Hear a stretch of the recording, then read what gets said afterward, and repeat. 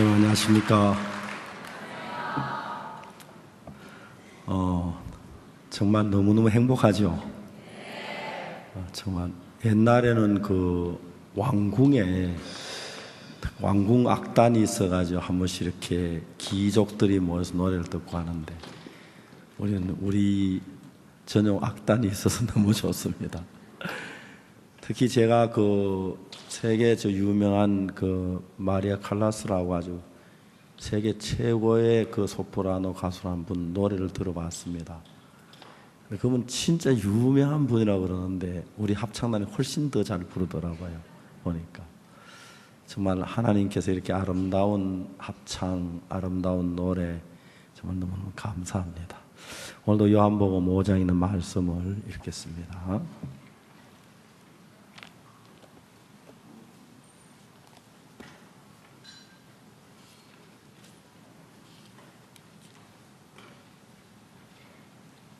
요한복음 5장 1절부터 제가 했습니다.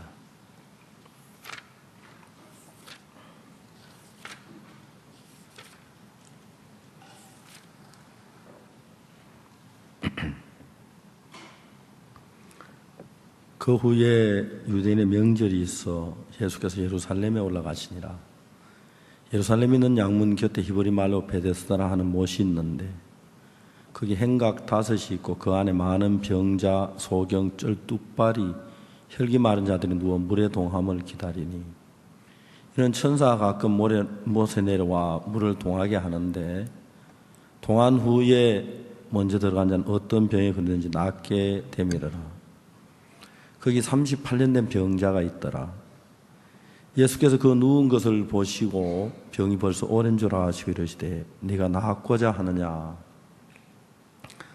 병자가 대답하여 주여 물이 동할 때에 나를 못에 넣어줄 사람이 없어 내가 가는 동안에 다른 사람이 먼저 내려가나이다.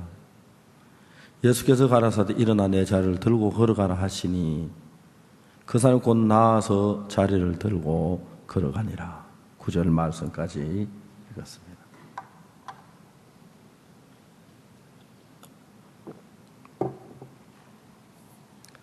성경을 읽어보면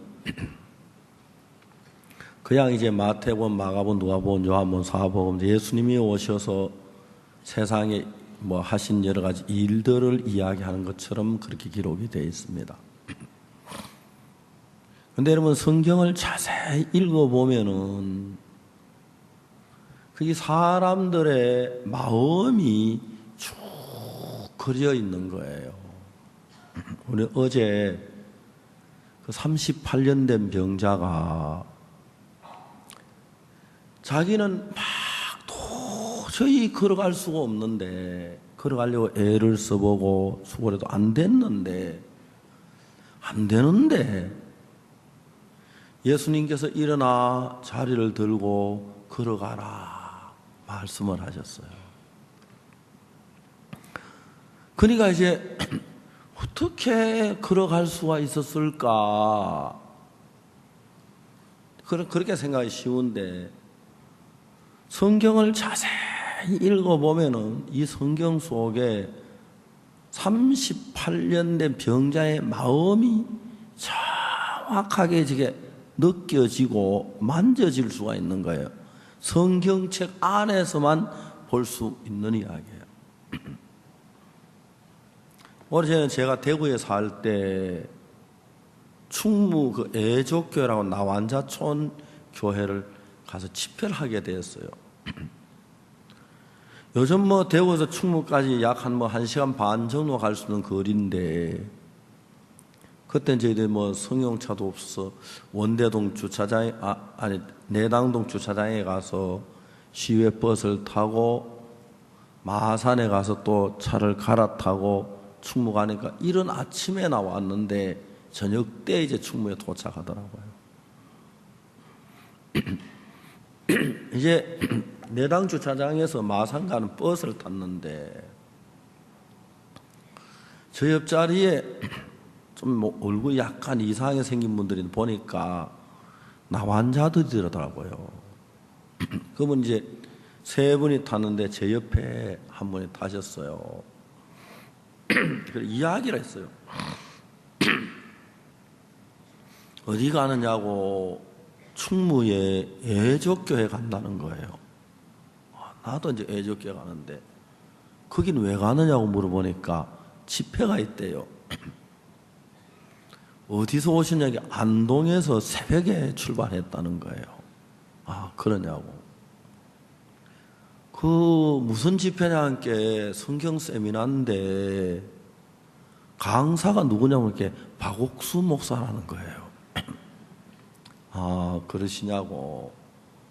혹시 박옥수 목사 만나보셨냐고 이렇게 전혀 못 만나봤다 하더라고. 혹시 거짓말 하는 거 아니에요? 그랬더니 아니라고. 못 만나봤다고. 진짜 못 만나봤냐고. 예. 이야기도 못 해봤냐고. 못 해봤다고. 내가 박옥수 목사라고 하니까 막 깜짝 놀라더라고요. 그래서 이제 우리가 이제 마산에 딱 도착했는데 그 마산에서 굉장히 고맙습니다.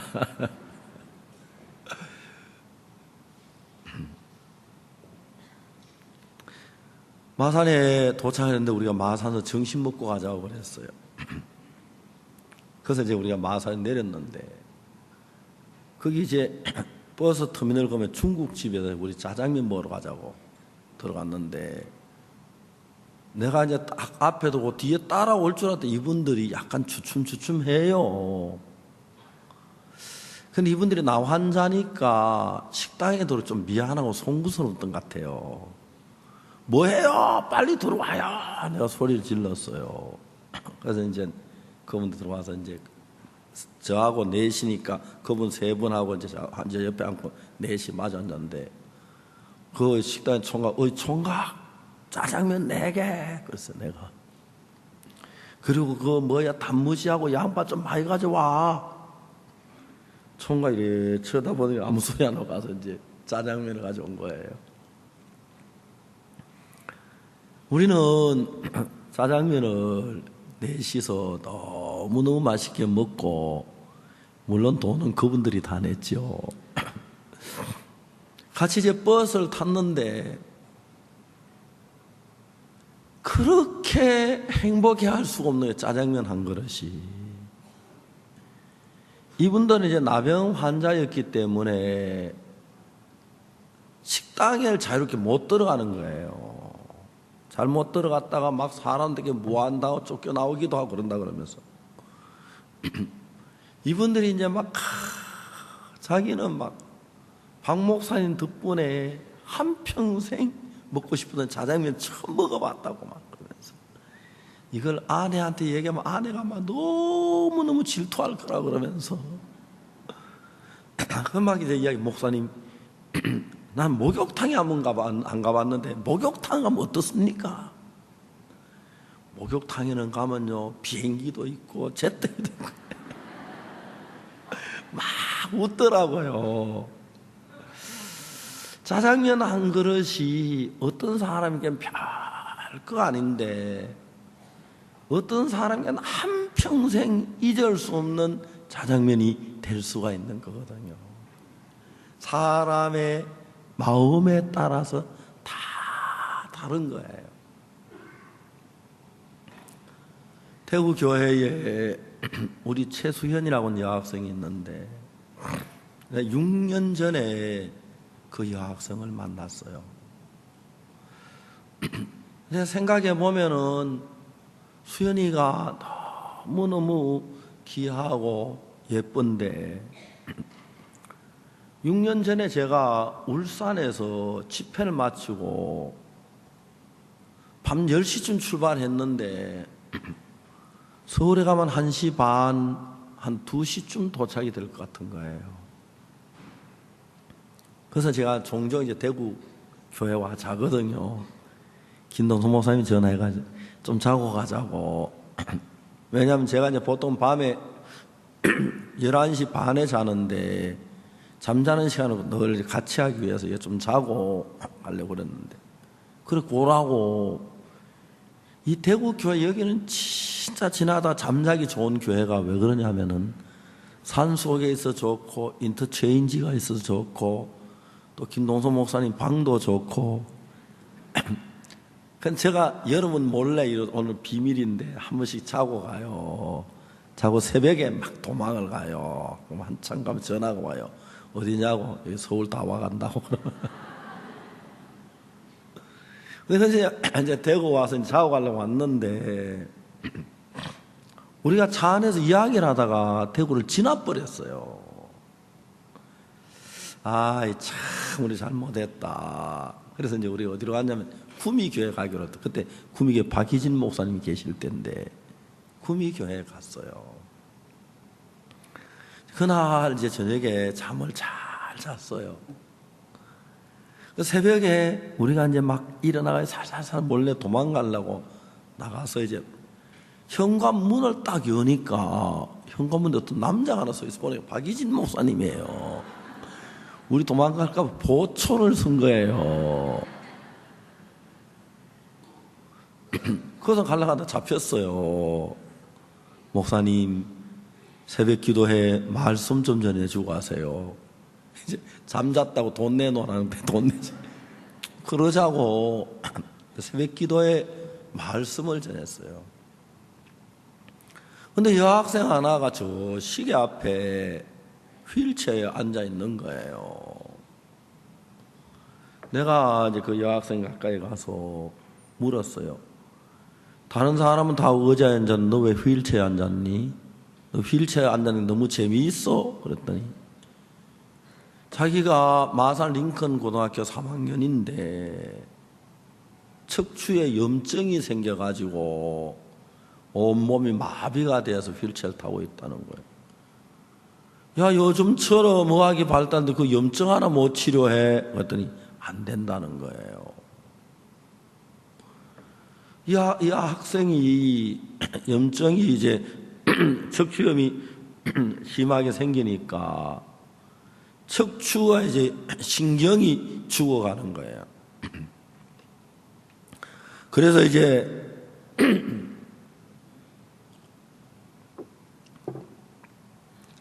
다리에서부터 서서히 몸이 마비되어 오는데 이제는 뭐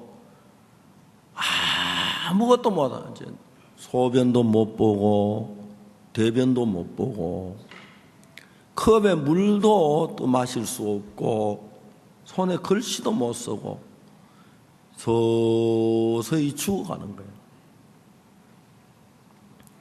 의사가 수술을 하자고 하는데 아버지가 수술하면 확률이 몇 번에 성공 확률이 15%라는 거죠. 이제 수술하는 걸 포기하고 제 마지막에 이 가족들이 원하는 게 박옥수 목사님한테 기도 한번 받는 걸 소원했다 하더라고요. 그런데 이제 소변을 못 보니까 서울까지 올라오질 못하는 거죠. 그래서 박옥수 목사님 구미 오도록 기도했다 그래요. 그래서 내가 그날 대구에 잘 걸 안 자고 지나쳐 구미까지 갔구나 생각이 들었어요. 제가 이제 막 19살 뭐 사람의 생긴 똑같지만 19살 이제 막 꽃처럼 피어나야 할 그 수연이가 척수염으로 죽어간다는 게 너무너무 안타까웠어요. 수연이한테 가서 이야기를 했어요. 수연아, 내 이야기 잘 들어봐. 전기는 말이야 전선을 통해서 흘러가. 그 전선만 연결하면 전기는 뭐 화장실에도 가고 쓰레기장에도 가고 뭐 어디든지 가. 전기가 전선 연결해 더럽다 하면 안 갈 데 없고 춥다고 전기 나 못 가 가기 싫어 산꼭대기에 나 안 간다 그런 소리 절대 안 해. 전기는 전선만 연결하면 어디든지 가. 전기는 전선을 타고 가는 거야. 근데 하나님이 가실 때 택시를 타고 가시는 것도 아니고 비행기를 타고 가시는 것도 아니고 하늘나라 오시니까 인공위성을 타고 오시는 것도 아니고 하나님은 마음에 홀로. 수연아, 네 마음이 하나님의 마음과 하나로 연결되면 하나님이 네 마음을 통해 네 마음에 일을 하셔. 그러면 네가 이 척수염 이거 아무것도 아니야. 하나님이 척수염 그게 무슨 문제가 돼? 예수님이 죽은 나사로도 썩은 냄새는 나사로도 살리셨는데 그거 아무 문제가 안 돼. 제가 수연이한테 잠깐 동안 한 25분 이야기를 했어요. 마음과 마음을 연결하는 이야기를 했어요. 성경에 보니까 하나님은 병든 자를 하나도 외면하지 않고 고치시더라고. 병든 자가 예수님 앞에 왔는데 예수님 나 너 안 고쳐 그런 적 한 번도 안 해. 늘 고쳐주셨어. 너도 주님은 고치길 원하실 거야.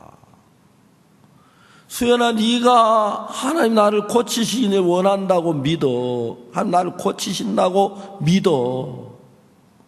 그러면 너하고 하나님하고 한 마음이 돼. 그럼 네 병이 아무것도 아니야. 알았어? 그 최수연 자매가 그날 그 말씀을 받아들이더라고. 그리고 이제 전 서울로 올라왔습니다. 한 서너 달이 지났는데 어느 날 편지가 왔어요. 노란 꽃봉투에다가 최수연하고 이제 써 편지 왔는데 제가 최수연이가 누구야? 처음에는 그래서 잘 몰랐어요. 봉투를 뜯어보니까 수연이에요. 이제 알겠어요. 의사는 한평생 걸을 수 없다고 말했고 침대 위에 살다가 죽는다고 했는데 목사님 저는 아무것도 한 일이 없어요. 그냥 하나님의 말씀을 믿은 것뿐인데 기적적인 일이 일어났어요. 이제는 소변도 보고 걷기도 하고 지금 막 그 이야기를 하는 거예요. 근데 얘가 수연이가 너무 글이 아름다웠어요.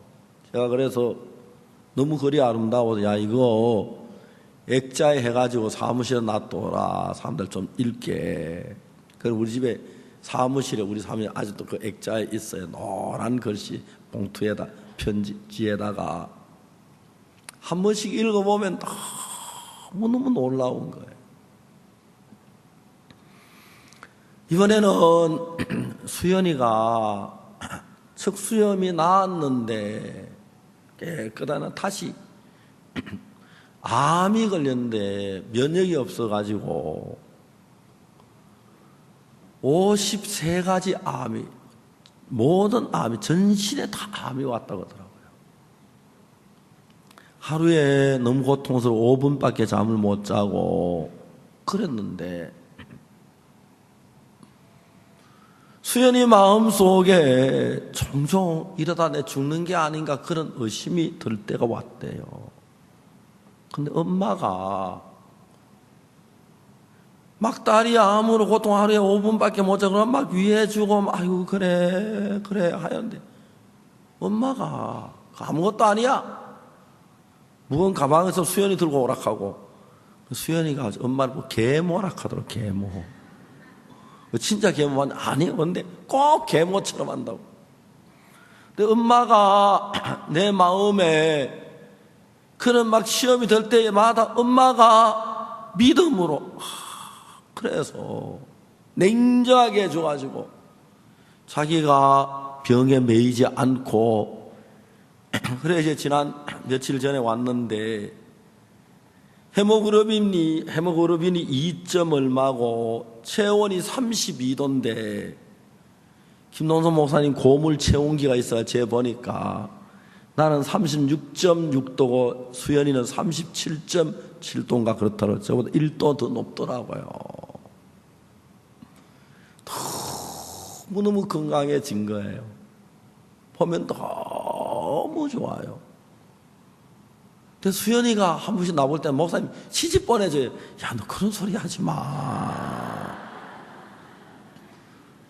너 그런 소리 하는 거 아니야. 근데 너무 천진난만하고요. 참 아름다워요. 마음이. 저는 수연이를 생각해 봤어요. 수연이 마음을 한번 어느 날 더듬어 들어갔어요. 어느 날 발끝에 감각이 없어지기 시작하고 다음에 발이 감각이 없고 다리가 감각이 없고 넓적다리가 감각이 없고 배가 감각이 없고 손이 감각이 없고 막 올 때 혀에 암이 걸려서 의사가 혀를 끊어야 한다 그랬다 하더라고요. 혀를 빨리 끊어내야 해. 의사가 말해요. 수연이가 뭐냐면 아니에요 의사 선생님 이거 나은 것 온 세상에 다서가 간증할래요. 그럼 혀가 있어야 돼요. 근데 그 혀 끊지 아니하고 지금 그 혀로 이야기하는 거 말하는 게 너무 신기한 거예요.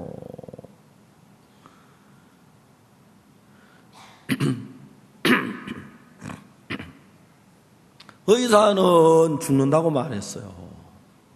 그리고 실제로 몸이 죽어가고 있었어요. 다리에 암이 걸려서 걷지를 못하고 손에 암이 걸려서 손가락을 쓸 수가 없고 근데 수연이가 하나님이 나를 고치셔 하나님 나를 온전케 하셔 나는 나오면 온 세상에 다니면서 실망하고 절망하는 사람들께 이야기할 거야. 하나님 여기서 나를 고치셨어. 그 때를 내가 막 수연이 마음을 더듬어가 봤어. 사람이란 건 인생을 사는데 인생의 힘의 원리가 작용을 해요. 힘의 원리가 작용해요. 여러분 마라톤 다 1등하고 싶지요. 1등하고. 여러분 마라톤은 1등하고 싶어도 마음만 있어야 되는 게 아니고 몸도 튼튼해야 돼요. 몸도 튼튼해야 돼요. 그리고 잘할 수 있어야 돼요. 근데 이제 누가 1등을 하면 힘센 사람이 잘 뛰는 사람이 1등을 하는 거예요. 팔 실으면 팔 힘이 센 사람이 1등을 하고 자동차 둘이 마주 뒤에 고리가 당기면 힘센 차가 이게 그 힘의 원리예요. 마음의 세계도 똑같아요.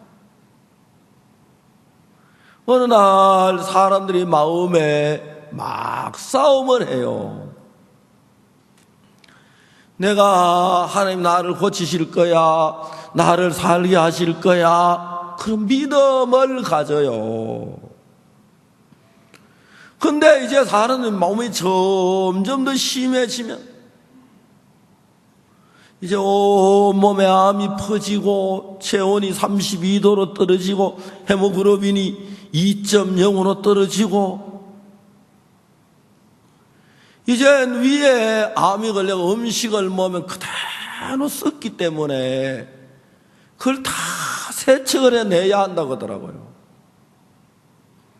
한번 내가 수연아 밥 좀 먹어봐. 한번 죽 좀 먹어봐. 그래 이제 내가 이 먹으라면 먹었다가도 그건 다시 뒤에 다 세척. 야, 그러면 먹지 말지. 이젠 암이 와서 잠도 잘 수가 없고 온몸에 암의 엄습에 와서 이젠 온몸에 다 암이 걸린 거예요. 머리끝에 발끝까지. 그때 이제 우리 마음은 안 될 거야, 내가 죽을 거야, 그런 마음들이 인간의 마음에 찾아와요. 누구든지. 그러면 이제 어느 시점 딱 지나가면은 난 안 돼, 죽겠다. 그러면 어차피 죽을 거 빨리 죽었으면 좋겠다. 빨리 죽. 사람들이 그렇게 마음이 흘러간대요. 수연이한테도 내가 물어봐서, 수연아, 너 그때 마음이 어땠어? 막 자기도 이러다 막 죽을 것 같고 막 죽었으면 좋겠다 그런 마음이 왔을 때가 있대요. 옆에 계모가 너무 쌀쌀해. 그거 아무것도 아니야. 진짜 막 계모처럼 막 그래서 정신 바짝 차리면서 그러면서 자기가 자기 마음 안에서 그래, 하나님이 나를 고치신다고 했어. 하나님이 나를 고치시면 이거 아무것도 아니야. 지금 병은 심하지만 아무것도 아니야. 수연이가 그 병이 걸렸을 때, 내가 처음에 만났을 때, 그때는 암이 아니고 척수염이 걸렸는데, 척수염이 낫긴 나도 면역이 다 떨어졌다가도 몸에 면역이. 그러니까 몸에 암이 생길 때는 다 생겼다고 하더라고. 면역이 떨어지니까. 이제 그랬는데 그 마음 속에, 수연아, 네가 이 말씀을 들어봐. 전기는 전선을 통해 흘러가. 그리고 하나님 역사는 마음으로 흘러가.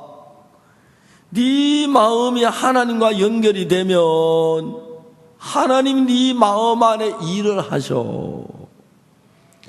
하나님이 네 마음 안에 일하면 이 병이가 아무것도 아니야. 근데 그때 수연이 마음속에, 그렇다고 이 병이 낫겠어? 안 되는데 그런 마음이 일어날 수 있지요. 근데 그때 이미 수연이가 어떤 상태였느냐면은, 의사가 마지막으로 수술 한번 해봅시다. 낳을 가망성이 얼마입니까? 15%입니다. 15%에다가 아버지가 자기 딸의 생명을 걸 수는 없지요. 그때 수연은 아무 길이 없었어요. 방법이 없었어요. 그러니까 이제 수연이가 의지할 수 있는 것은 하나님 한 분밖에 없었으니까 하나님만을 의지하고, 하나님만 의지했는 하나님 그 속에 일을 하셔서 척수염이 다 나아버린 거예요. 척수염이 다 나았는데 이제는 암에 걸렸는데, 수연이가 척수염을 고치신 하나님은 암도 고치셔. 그 마음이 있었는 거예요. 그래서 제가 쭉 사람들의 마음의 세계를 점검해보고 이렇게 막 보면은 사람들의 마음이 그래요. 제가 서울에서 집회할 때는 누가복음 10장에 강도 만난 자 이야기를 했어요. 어떤 사람이 예루살렘에서 여리고 내려가다 강도를 만나매 강도들이 그 옷을 벗기고 때려 급한 죽은 것을 버리고 갔더라. 마침 한 제사장이 그 길로 지나가다가 그를 보고 피하여 지나가고, 이와 같이 한 레위인도 그곳에 그를 보고 피하여 지나가되, 어떤 사마리아인은 여행하는 중 거기 이르러 그를 보고 불쌍히 여겨 가까이 가서 기름과 포도주를 상처에 붓고 쌓아매고 자기 짐승에 태워 주막 주인에게 자기 짐승에 주막으로 데려가 돌보아주고 이튿날 데나리온 둘을 내어 주막 주인에게 주며 가로되 이 사람을 돌보아주라. 부비가 더 돌면 내가 돌아올 때 갚으려 했으니 그렇게 이야기하더라. 그러니까 이제 우리가 인생을 살면서 하나님 앞에 내 병을 맡기고 하나님 앞에 내 인생을 맡기고 하나님 앞에 내 가정을 맡기고 하나님 앞에 내 자녀를 맡기고 그게 정확하게 이루어지면 그때부터 여러분들의 삶은 너무 행복한 거예요. 저는 제가 요즘 이렇게 살면서 하나님 앞에 내 인생을 맡겼어요.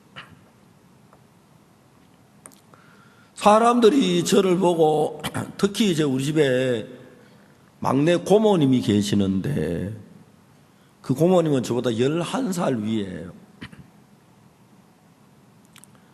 막내 고모님이 저를 볼 때마다 박 목사, 자네 큰 교회 목사지 월급 얼마나 받냐? 월급 받거든 아파트 하나 사나? 돈 가져와 내가 아파트 사줄게. 그래서 제가 고모님 하는 게 무서운 거예요. 아파트 사 내가 사면 더 잘 사지 고모보다. 고모한테 내가 아파트 사달라고 그럴 거예요.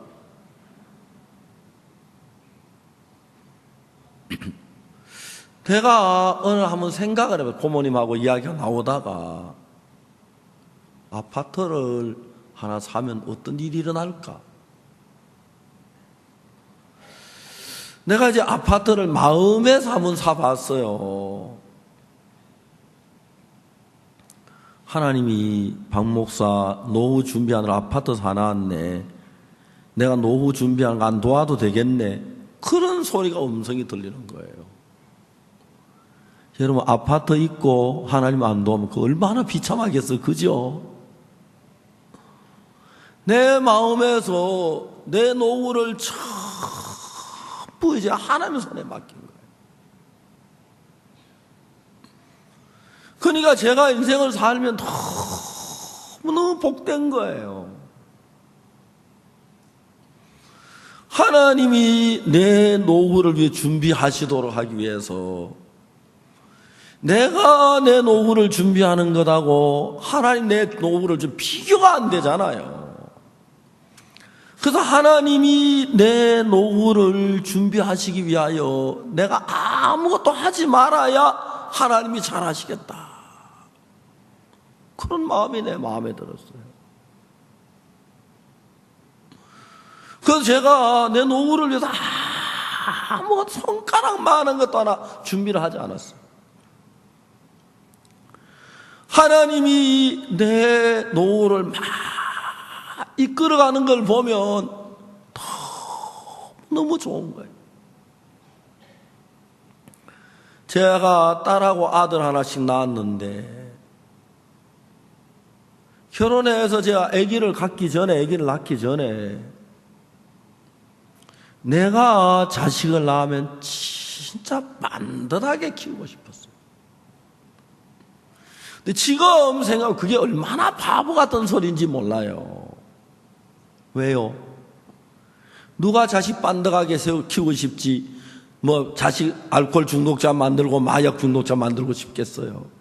그 자식 절대로 마음대로 안 돼요. 모르는 사람들은 말 안 듣는 다리뼈를 부라버리지 뭐. 그거 진짜 다리뼈 부를 수 있기는 있어도 자식 마음 들게 안 돼요. 안 키워봐서 그래요. 여러분들 혹시 여러분들 가운데 여러분 자식들이 정말 여러분 자식들이 말씀을 잘 듣고 순종하면 내가 잘 가르쳐서 그런 거라고 생각하면 절대 오해예요. 야, 고맙다, 고맙다. 그런 마음을 가져야 돼요. 알겠습니까? 자식이 좀 삐뚤게 나가면 요즘 그게 정상이라 하더라고요. 지극히 정상이구나. 난 정상 안 좋다. 믿음에 서라. 그런 마음을 가져야 돼요. 제가 저희 딸을 낳고 돌 지나고 한 6개월 정도 됐을까. 옆집에 놀러 가서 아이들이 밀었는데 우리 딸이 넘어지면서 부엌으로 통한 문이 열린 부엌으로 거꾸로 떨어졌어요. 주로 시골 부엌 시멘트로 됐는데 머리 받아서 내진단 어떻게 연탄 아궁 위에 떨어졌어요. 딸이 화상을 잔뜩 입어가지고 손에 붕대를 감고 왔다. 제가 그날 밤 늦게 한 12시쯤 돼 전도 갔다 집에 돌아왔는데 원숙이가 자고 있는데 붕대를 잔뜩 감고 있었어요. 여보, 원숙이 무슨 일이 있었느냐고. 제 아내가 둘레내 집에 갔는데 아이들을 밀어서 거꾸로 연탄하고 떠서 화상을 입었다. 그래서 제가 자는 딸을 내가 이렇게 안았어요. 안고 하나님 우리 원숙이 상처 없이 잘 낫게 해주시라고 기도를 드렸어요. 기도를 드리는데 내 마음속에서 네가 네 아들, 딸 반듯하게 키우고 싶었지. 네 딸이 연탄 아궁이 얼마나 놀랐겠어요. 얼마나 당황했겠어요. 근데 아버지가 한 집에 살았는데 제 딸을 손끝만큼도 도울 수가 없었던 거예요. 야, 내가 한 집에 살면서 내 딸이 저렇게 어려움 당했는데 내가 손끝만큼도 도와주지 못한 내가 어떻게 내 딸을 완벽하게 키울 수가 있어? 내가 그날 처음으로 하나님 앞에 회개했어요. 하나님, 내가 잘못했습니다. 내가 참 잘못했습니다. 나는 내가 내 아이를, 내 아들, 딸을 반듯하게 키우면 반듯하게 키울 수 있을 줄 알았어요. 그날 저는 제 딸을 반듯하게 키울 수 있다고 하는 그 자체가 얼마나 어리석은 소리. 제 딸이 연탄아궁이에 거꾸로 떠 얼마나 두렵고 얼마나 놀랬고 얼마나 고통스러웠겠어요. 한 집에 사는 아버지가 전혀 도우지 못했는데 그날 저는 마음을 탁 바꿔왔습니다. 내 딸, 내 아들 내가 잘 키웠다는 생각 탁 오늘 내려놓습니다. 하나님, 내가 우리 딸 하나님의 손에 맡깁니다. 그리고 제가 그 다음에 이제 아들을 낳았어요. 종종 아들하고 목욕탕에 가서 영구가 뜨거운 물에 안 들어가려고 그래요. 들어가. 그래서 이제 막 때를 미는 거예요. 영구가, 왜 아빠? 난 지금도 이거 하나님의 일이야. 왜 그런데요? 너는 하나님의 일꾼이 될 거야. 그 내가 하나님의 일꾼을 키우는 중이야. 너를 목욕시키고 너를 떼미는 그냥 내 아들 떼미는 거, 하나님의 일꾼을 키우는 이것도 하나님의 일이야. 알겠어? 네. 정말 여러분, 제가 그날부터 제 딸, 제 아들 하나님 앞에 이야기를 했어요. 하나님, 내 아들 영국에 있게는 아버지가 둘입니다. 한 분은 하나님 아버지가 아버지고, 하나는 내가 내 아들의 아버지입니다. 하나님, 누가 우리 아들을 더 행복하게 잘 지키고 돌보겠습니까? 하나님입니다. 나는 오늘부터 내가 아버지라고 부르긴 해도, 아들을 부르긴 해도 내 마음에서 아버지 사표 냅니다. 오늘 이날부터 내 아들은, 내 딸은 하나님이 아버지 노릇하시고, 하나님이 우리 아이들을 지켜주시고, 하나님이 우리 아이들을 돌봐 주시기를 바랍니다. 하나님의 손에 맡겼어요. 그 뒤에 제가 강하게 느끼는 것은, 저희들이 정말 아이들 교육할 수가 없었어요. 제 딸은 음악을 그렇게 좋아했어요. 물론 제가 우리 아이들 클 때 음악 공부, 그때 뭐 돈이 너무 비싸게 들어서 상상도 못해서, 제 딸이 30이 넘어서 음악 공부를 했어요. 근데 음악 공부를 하면 하나님이, 보통 이제 그때 음악 공부하면 모든 게 젊어 뒤떨어지는 하나님이 돕는 걸 보는 거예요. 제 아들이 그 막 하는 일 하나하나 하나님이 이끌어가는 걸 보는 거예요. 제 아들이 미국에 가서 첫 번째 방학이 돼서 한국에 돌아와서 우리 교회에서 간증을 했어요. 저는 간증을 한 건 그때 간증 기억을 못하지만은, 내가 내 아들이 앞에 나와 간증하는 이야기를 들으면서 내가 너무 평안했는 것은, 그때 내가 느낀 게 하나님이 나를 인도하니까 똑같이 내 아들을 인도하고 있구나 하는 걸 알았어요. 그러면 됐다. 하나님이 내 아들을 인도하고 계시면 내가 내 아들에 대해서 아무 신경을 쓰지 않았어요. 미국에서 공부한다고 갔는데 제가 돈 보내주지 않았어요. 한 번씩 내가 미국 가면 그냥 100불, 200불 용돈 주고요. 제 아들이 이제 뭐 수영장에 가서 구조 요원으로 일하고 이제 그러면서 공부를 했어요. 내가 너 어떻게 해라 전혀 이야기하지 않았어요. 그러니까 이제 내가 병이 있을 때, 내가 어려운 일이 있을 때, 이런 저런 문제가 있을 때, 우리에게는 하나님이 살아계세요. 근데 여러분, 이 문제를 가지고 하나님 앞에 손을 내놓고, 전능하신 하나님, 오늘부터 이 문제를 하나님의 손에 맡깁니다.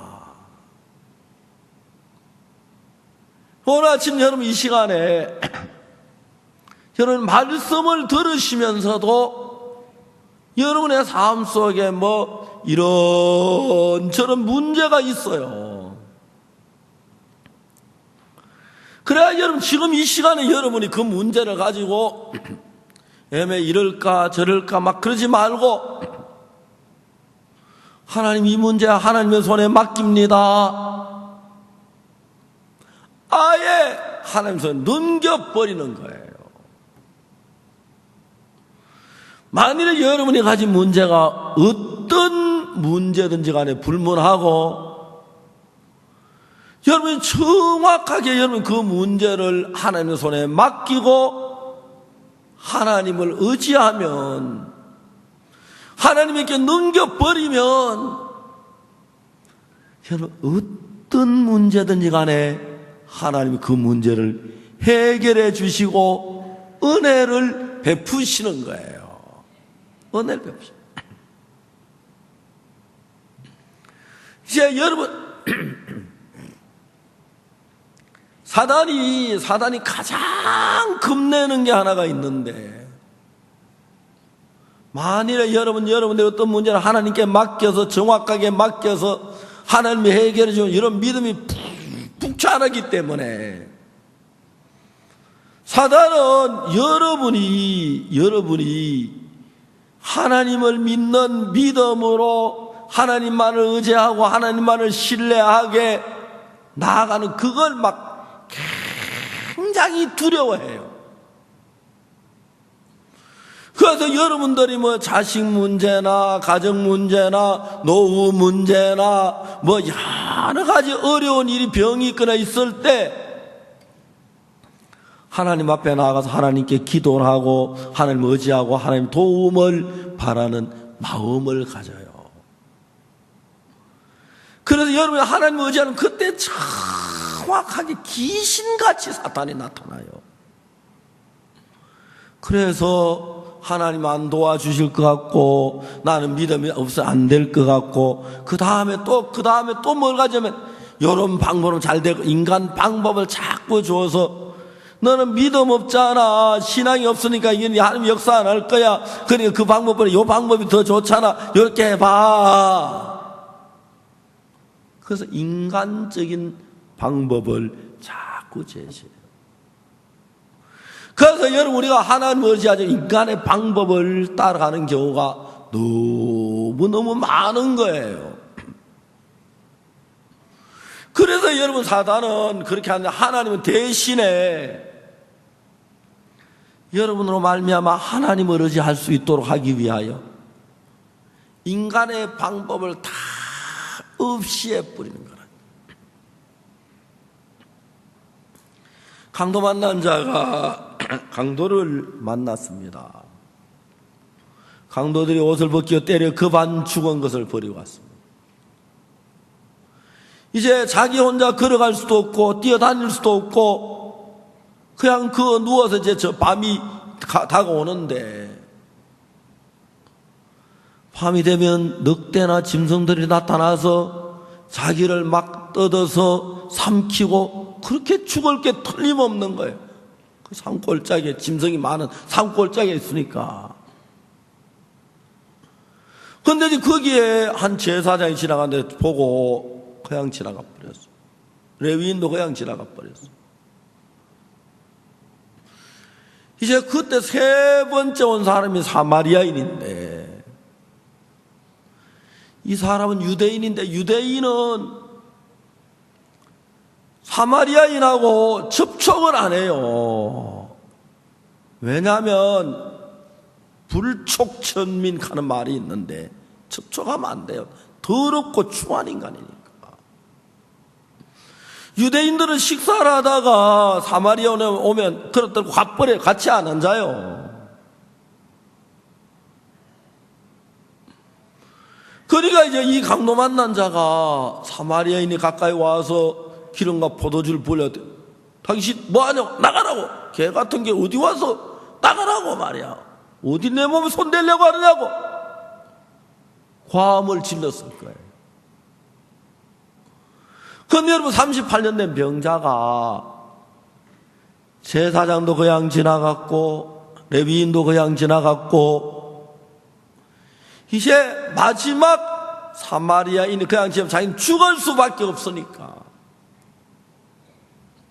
사마리아인이 같이 음식을 먹거나 손을 닦거나 절대 그러면 안 되는데, 이 38년 된 병자는 사마리아인이라도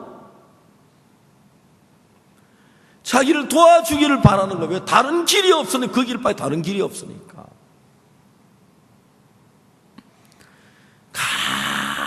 간절한 마음으로 저 사람이 사마리아인이지만 저 사람이 나를 도와주지 아니하면, 나를 살려주지 아니하면 나는 이제 죽어. 이 산에 짐승들이 많다고 하던데 내가 피를 흘리고 피 냄새를 맡으면 늑대들이 몰려올 거야. 그럼 나는 그냥 뜯겨 죽을 수밖에 없고 내일 아침에 보면 뼈다귀 몇 개만 남고 말 거야. 나 이제 죽었어. 죽을 거야. 그러니까 사마리아인이지만 그 몸을 맡길 수밖에 없는 거예요. 오히려 사마리아인인데 맡기는 게 아니라 간곡하게 이제 당신 그냥 가면 나는 죽습니다. 내 생명은 당신에게 달렸습니다. 당신 나를 불쌍히 여기지 않으면 나는 여기 죽을 수밖에 없습니다. 제발 나를 불쌍히 여겨 주십시오. 강도 만난 자가 그런 말을 했는지 모르지만은 마음은, 이 성경이 강도 만난 자의 마음을 너무너무 깊이 표현되어 있는데 그냥 읽을 때 성경에서 강도 만난 자의 마음이 이랬다 해도 그 말 전혀 없어요. 그렇지만 우리가 그 마음을 읽어보면은 강도 만난 자의 마음 속에 사마리아인의 은혜를 잊고 싶은 마음이 마음에 간절한 거예요. 왜? 다른 길이 없고 다른 방법이 없고 다른 수가 없고 이제 저분이 나를 돕지 않으면 나는 죽어.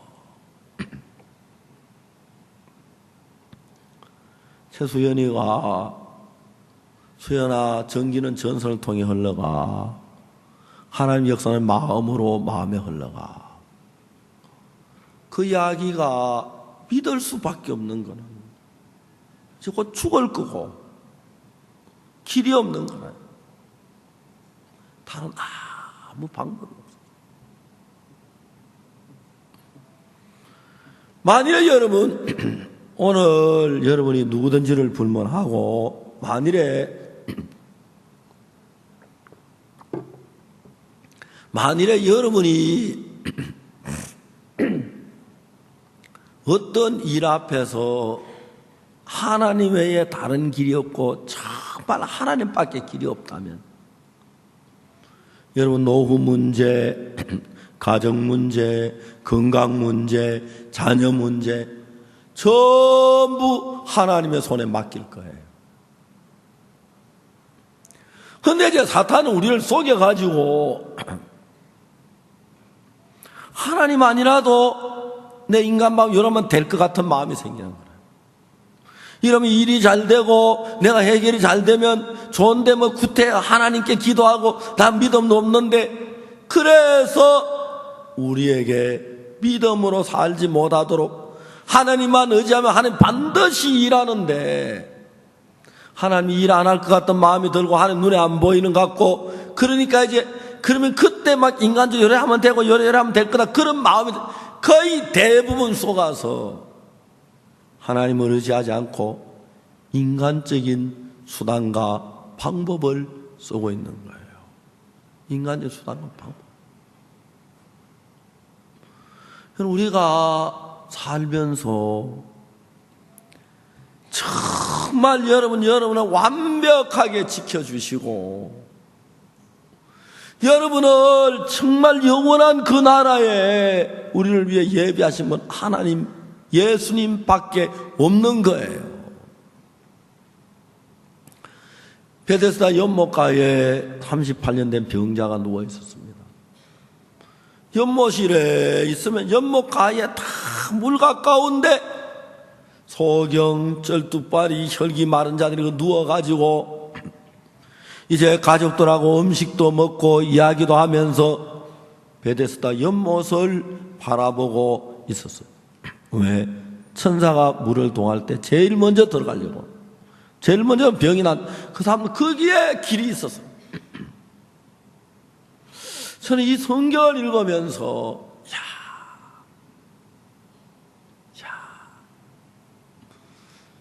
사탄은 베데스다 연못가에 예수님이 오실 걸 알았어요.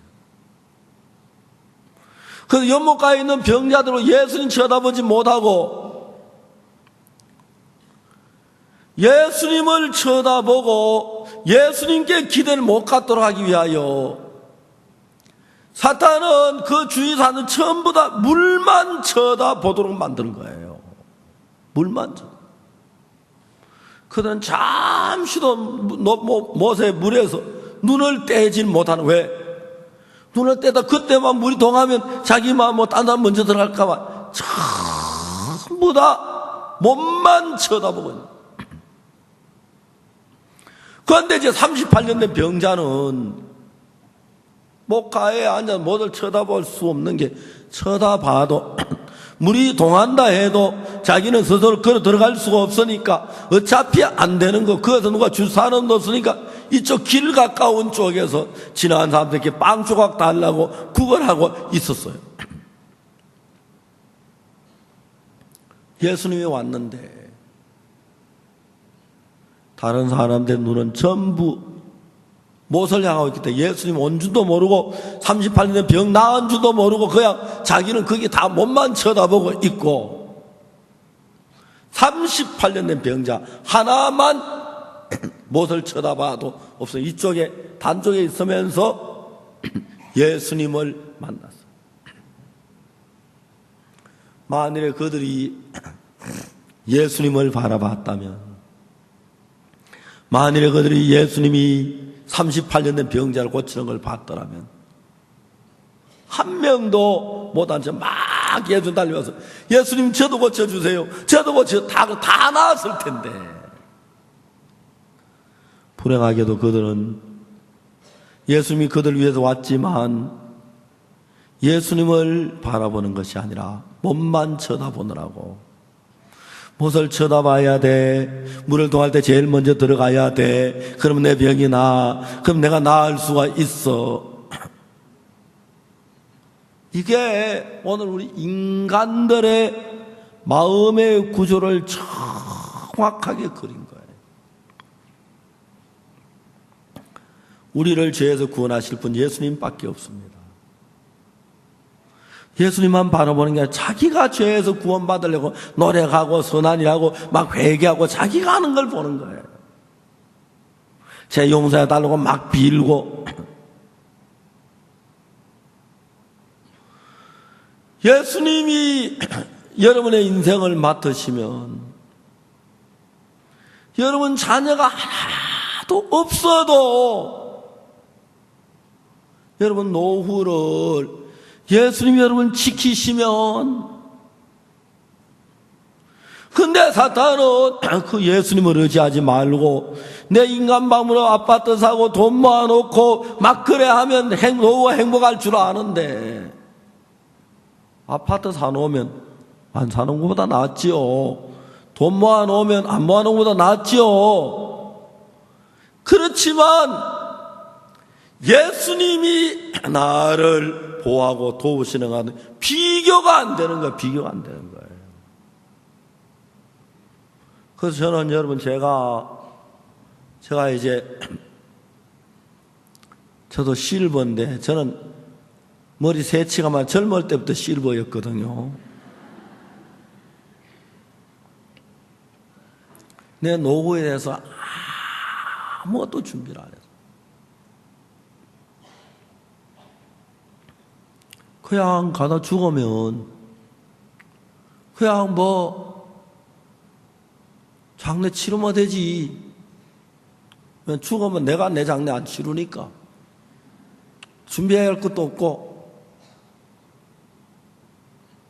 장례 안 치른다고 해도 그냥 죽으면 그만인데 아무 문제가 안 되는 거예요. 내가 자녀를 위해서, 내 가정을 위해서, 건강을 위해서 예수님만큼 우리를 완벽하게 지킬 분이 없는 거예요. 그래서 예수님이 내 노후 준비하도 저는 아무것도 하지 않았어요. 사탄은 그래도 뭐가 있어요. 내가 좀 해야 할 것 같은 마음이 드는 거예요. 그래서 전적으로 예수님께 맡기는 게 아니라 내가 내 인생 노후를 준비한 사람이 많고, 내가 자식들을 키우려고, 내가 가정을, 내가 병을. 여러분, 주님은 여호와는 내게 은혜를 베푸시고 평강 주시길 원하고 은혜 베푸시길 원하신다. 나를 지키시길 원하신다. 정말 여러분 전체를 예수님의 손에 한번 넘겨보십시오. 오늘 이 시간에 여러분 보기에 이래하면 좋을 거예요. 그거 다 버리고 난 예수님께 맡겼어. 예수님이 내 노후를 해결해 이끌어 주실 거야. 예수는 거짓말 안 해. 내가 맡겼는 나를 못 본 채 하지 않을 거야. 분명히 나를 지키실 거야.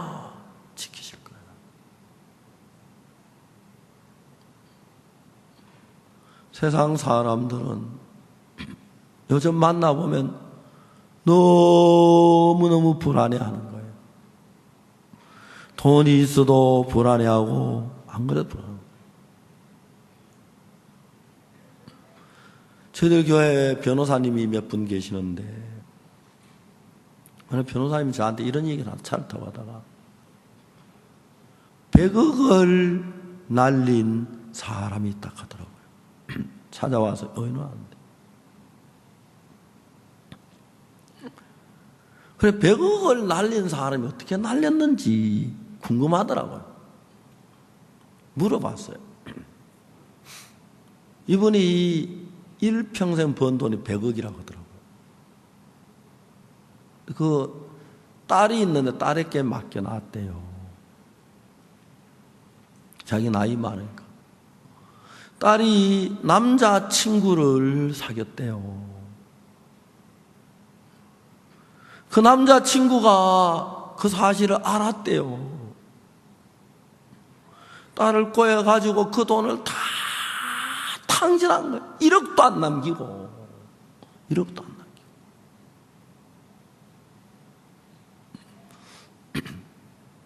변호사님이 나한테 이야기하기를 서울에 100억 날리고 혼자 고민하는 사람 굉장히 많다고.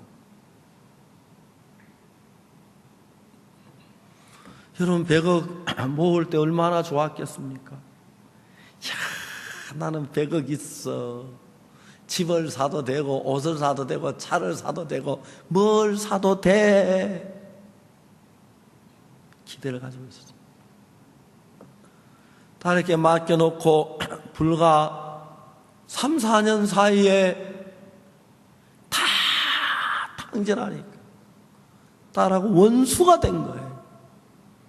하나밖에 없는 딸하고 원수가 된 거예요. 너무너무 좌절하는 거예요. 물론 그런 예는 아주 드문 예입니다만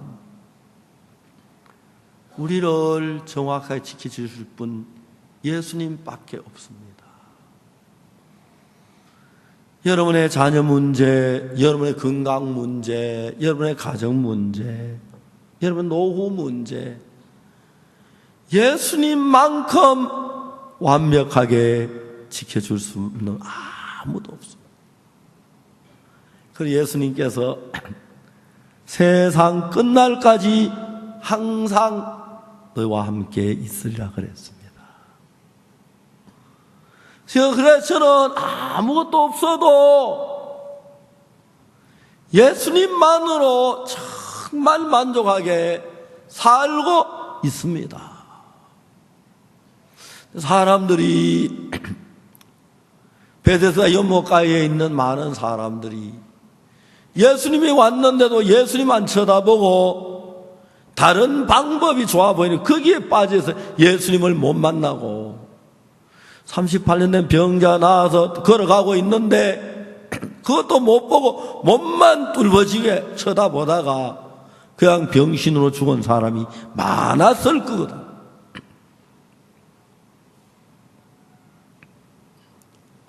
하나님은 우리를 참 사랑하십니다.